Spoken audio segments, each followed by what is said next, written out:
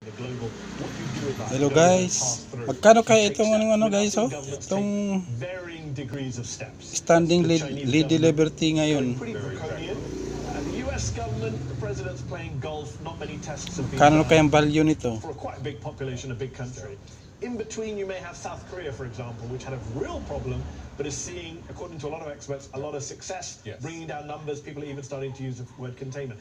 When you look at the global picture, taken globally, I know it's hard to do, how well do you think the world is doing in pushing back against this? I think the world collectively is doing a B minus C plus effort. Again, there's wide variation. I think testing in Korea is absolutely a gold standard, but testing in the United States is absolutely abysmal. And finally, we have enough kits, but they basically said, we have another problem. We don't have enough reagents and chemicals to actually extract the samples so we can run the tests.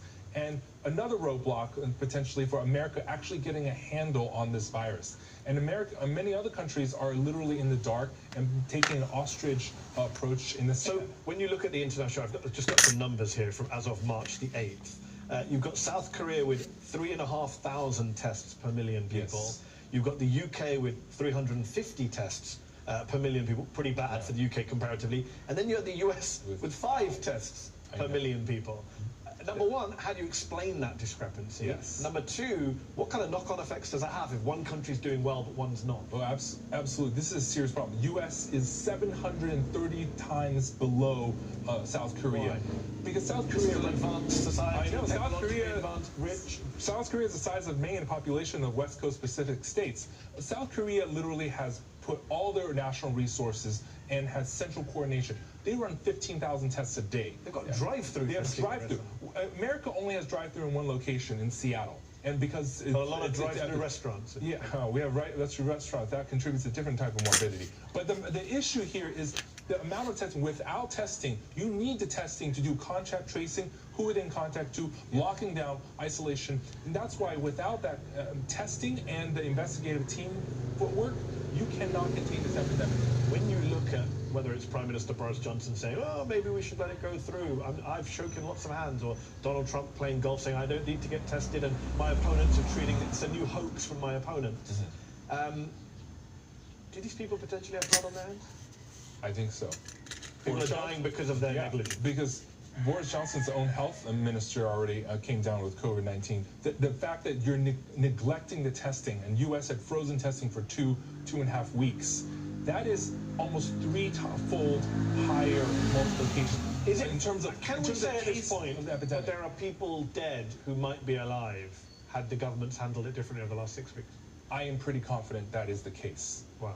Because the U.S. literally, we've lost 3 cycles of multiplication. We're probably 8x higher than our epidemic should have been had we caught. Is there time for the US, the UK, other European countries, which seem to have been slower than the Chinese, Japanese, South Koreans, is there time to turn it around, or is it too late?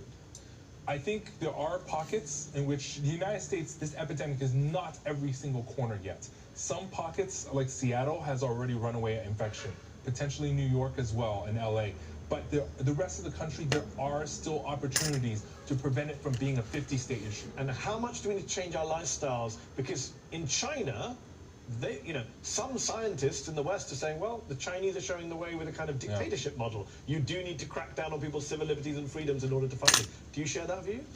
Unfortunately, I think in certain ways you have to do extreme social distancing, at least a minimum of like all the sports games, public venues. But the draconianness of China, I don't know. Because they have the Wuhan lockdown, but they also have residential lockdown for 750 million. Okay, but when you say extreme social distancing, at the moment that's still voluntary, right? Please don't go to this place. Yeah. Please stay at home. Please, if you're where does a government step in and say, you know what, you're not allowed to do that. We won't allow you to have gatherings of more than 50 people. Are we going to get to that point, even in kind of quote-unquote free society? Small cities and municipalities, they already did that. For example, South by Southwest, the organizers didn't cancel. Austin declared emergency and forced them to cancel. We might have to do that if literally they refuse to, cancel. Are people prepared for that in the West in particular, where it's all about freedom and government doesn't tell me what to do? I don't think people have hit the reality of how bad